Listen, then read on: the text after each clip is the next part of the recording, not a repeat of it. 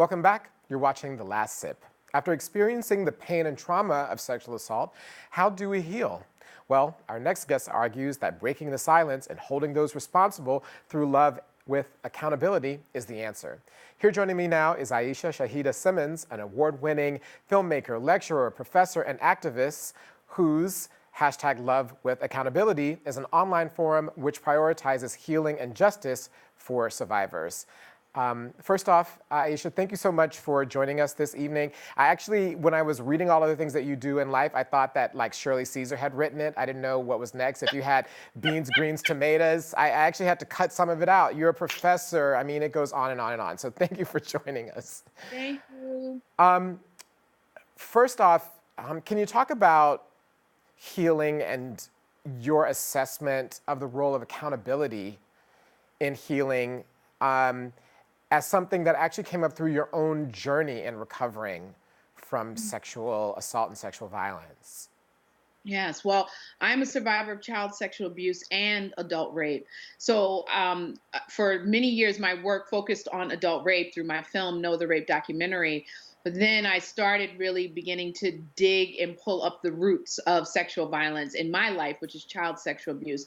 And my project is Love with Accountability, which really looks at how accountability is a radical form of love needed to end, I mean, all forms of sexual violence, but Love with Accountability is very child sexual abuse specific.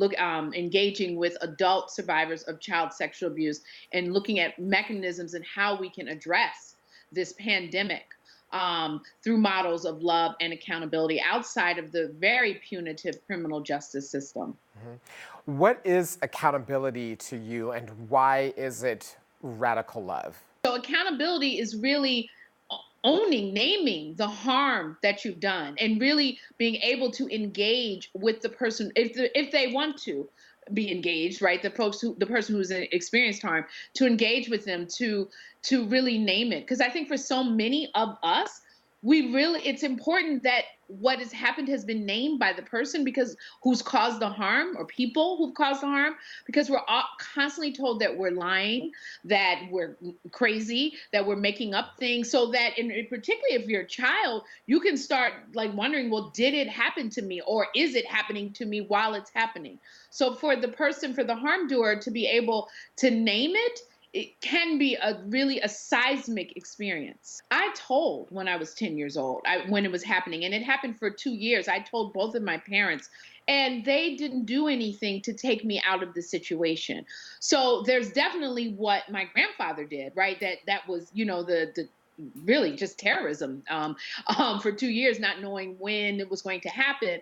But then also my parents who didn't address it at the time.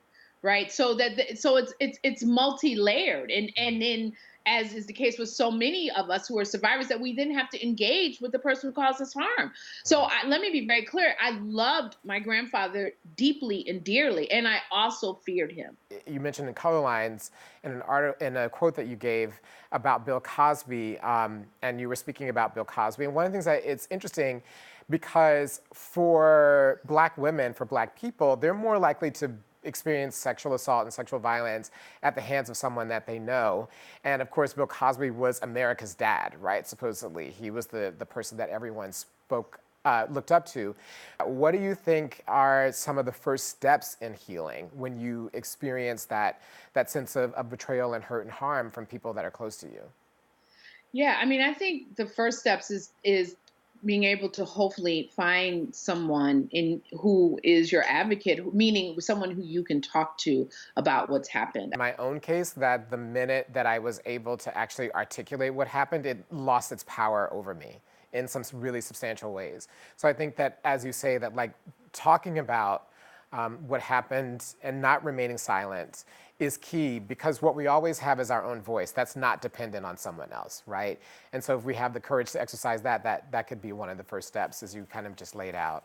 Well, thank you so much for joining us and for your work and for the persistence that you've had in continuing to find new ways to explore and to bring the issue of healing and sexual assault and childhood sexual abuse to women. No, I just wanted to say, like, my work is my CSA, my child sexual abuse work, is focusing on humans, and it's really important because definitely women and girls are impacted, but boys, gender queer, gender non-binary folks are impacted. And it's really important for me that we broaden the discussion to include all of us who've been harmed. My goal is to end sexual violence against all humans. That's exactly right. And I mean, I think that the other thing is that, particularly with gender identity and as gender identity changes, you may not necessarily remain in the same gender that you were assigned as birth, but those experiences and that trauma carries forth. And so broadening out who we talk about and how we talk about is really, really important Exactly. in sexual Thank you. violence. Thank you so much. Thank you for joining us and for all of your work on this issue and for everything that you've done to continue to highlight the issues of sexual assault and sexual violence amongst humans. As you said, let's be sure to emphasize that.